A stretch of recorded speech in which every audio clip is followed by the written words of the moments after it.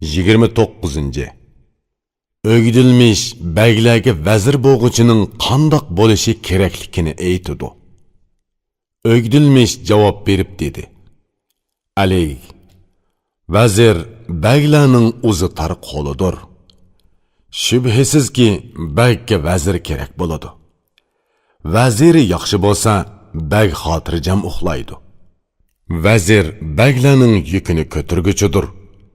Vəzir bəylikning asosini mustahkamlaguchidir.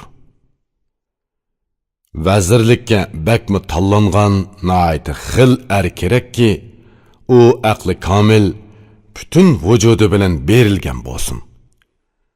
Parasti ustun, bilimi dengizdek bo'lib, barliq ishning hödisidan chiqsin, bəyning yuzini yo'riq qilsin. Uruqi toza, sabdil, to'g'ri bo'lishi kerakki, to'g'rilik bilan kuni o'ssin. Bu ulug' ish, buningga tanlangan kerak. Rostchil va xulqi esil bo'lishi kerak. U aqlliq va bilimlik bo'lishi, zirak ham muloyim bo'lishi kerak. Aql idroklik kishining uruqi yaxshi bo'ladi. U qayerda bo'lsa yuksaladi, shuhratdan mahrum qolmaydi.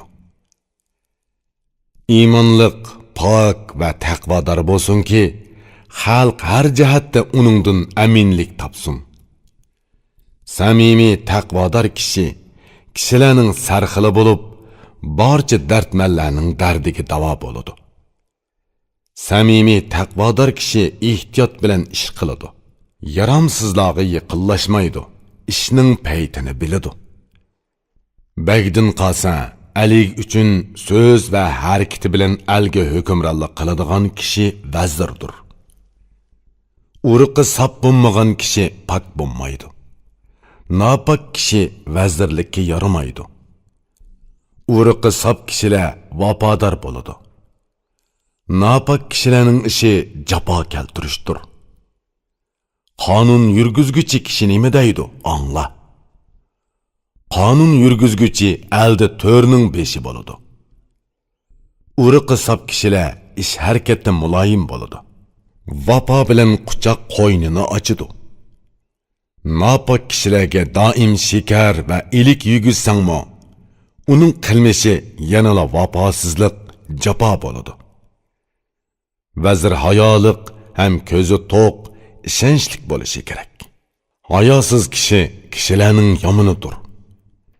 Ko'zi to'q bo'lishi, mol dunyoga heris bo'lmasligi kerak. Osh ko'zlar bütün dunyo meliga ega bo'lsa-mu to'ymaydi. Kishilarning esli hayoliq kishidir. Hayoliq kishilarning beshidir. Kim hayoliq bo'lsa, uningga har qanday ishni topshir. İnsan hayo bilan yomonlikning ishkini etadi. Hayosiz kishilar orasidagi eng pastkash kishidir. Hayosizning eg'izidan to'g'ri so'z chiqmaydi. Hayoliq muloyim kishi nima deydi? Angla. U sana samimiy so'zlar bilan nasihat qiladi.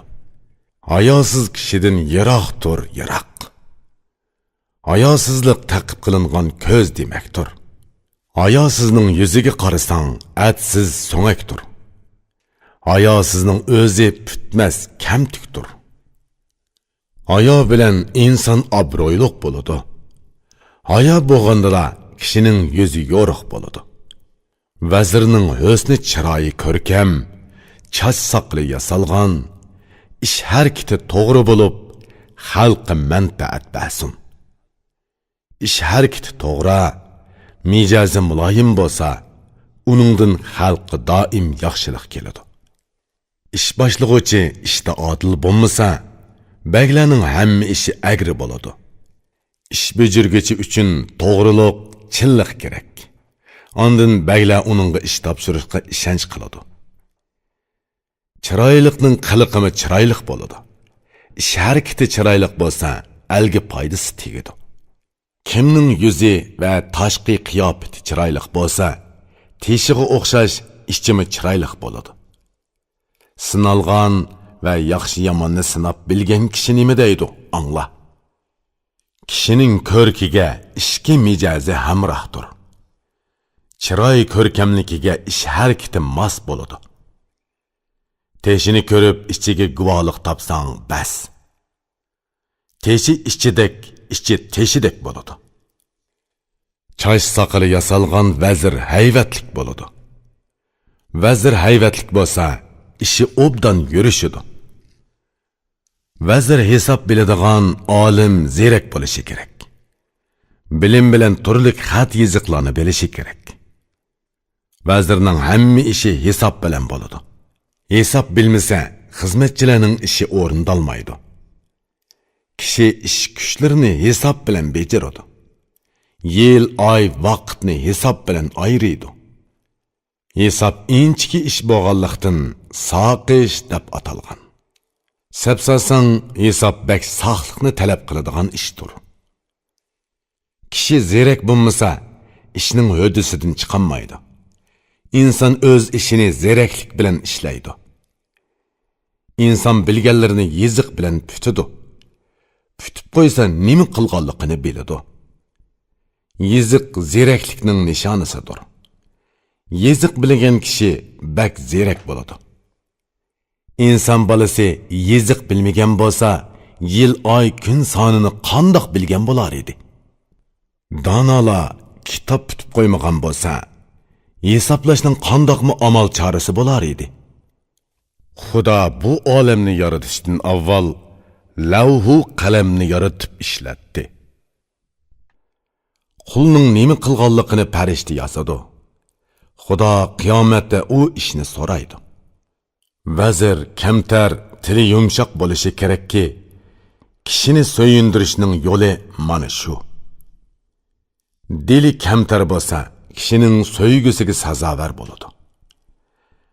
So'yguga sazovar bo'lgan kishi do'stlarini xushal qiladi. Muloyim, kamtar kishi nima deydi? Angla. Dili kamtarlik kishi uchun nima degan yaxshi?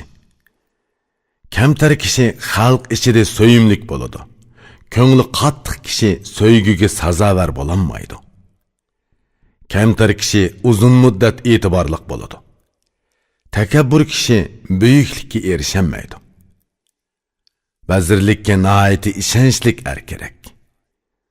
U o'qimishliq, bilimlik, bakma aqlliq bo'lishi lozim. Dili bilan tili bir, ish harakati durust, hayoliq, sabdil, xalq ichidagi to'g'rilar kerak.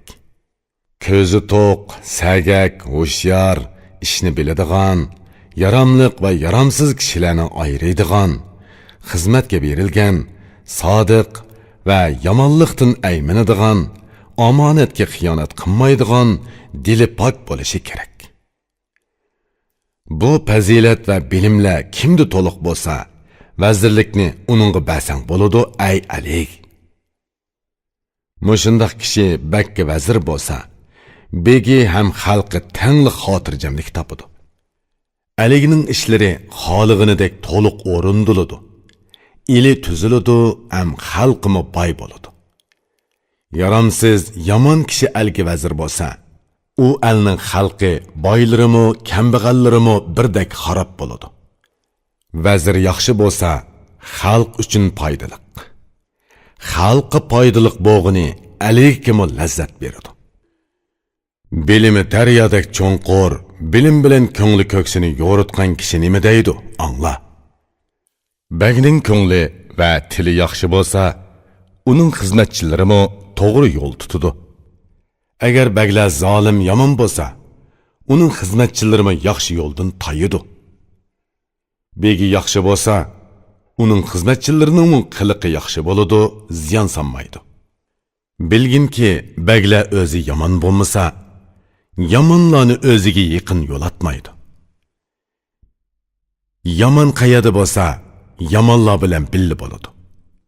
Ey yaxshi, yur, yaxshi do'st izda. Yomon yaxshi bilan yarashamaydi. Tuz narsa agri bilan moslashamaydi. Qora tun yo'ruq kunduzga yaqin kelanmaydi. Yeshil suv qizil o'tqa mehmon bo'lolmaydi.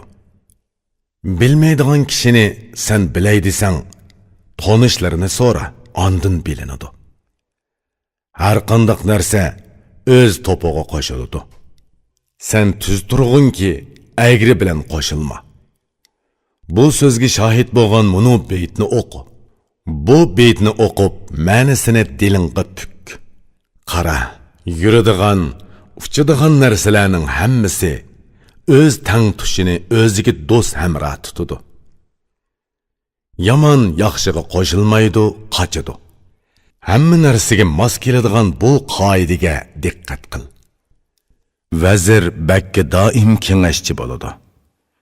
Kengashchi kishilar har ishni dangsab qiladi. Ey avomning yaxshisi, yamonga qetilma. Yamonning qiliqi yomon, yuki og'irdir. Baglar yaxshi kishini yaqin tutsa, yaxshi nomi qoladi, xalq ishimi yaxshi bo'ladi. Agar bag yomon kishini o'ziga yaqin tutsa, o'zining nomimi, xalq ishimi yomon bo'ladi. Ey Ali, vazir mushundoq bo'ladigan bo'lsa, begiga aram beradi, xalqi xotirjam uxlaydi. Uning bilan bag tiliki tamamen o'rindiladi. Har qandaq ahvolda barcha ishi ro'naq topadi. Ondan xalqi beyiydi, ham eli tartibga tushadi. Xazinasi ko'payadi va umri davlatda o'tadi. Qerimay nomi mangu qoladi. Qerib qaqshal bo'lgandimi, o'rni yaxshi bo'ladi. Bu dunyolikmi, u dunyolikmi bo'ladi. Doim saodatda mangu uzun yashaydi. Aligning o'gdilmishga suoli. Alig aytdi: Bu so'zlarni zehn bilan tushandim. Bugun bak yaxshi so'zlar qilindi. Endi menga aytqinchi, qo'shin qo'mondoni baglarning ishini qilishda qandoq bo'lishi kerak? U qo'shinga qo'mondonlik qila oladigan, ham jang ishini bejara oladigan, ishni boshqa ep chiqa oladigan, xato qilmaydigan bo'lsin. Menga aytib bergin, bu ishqa kim yaraydi? U dushman askarini parchalab, yovni tarmar qila oladigan bo'lsin.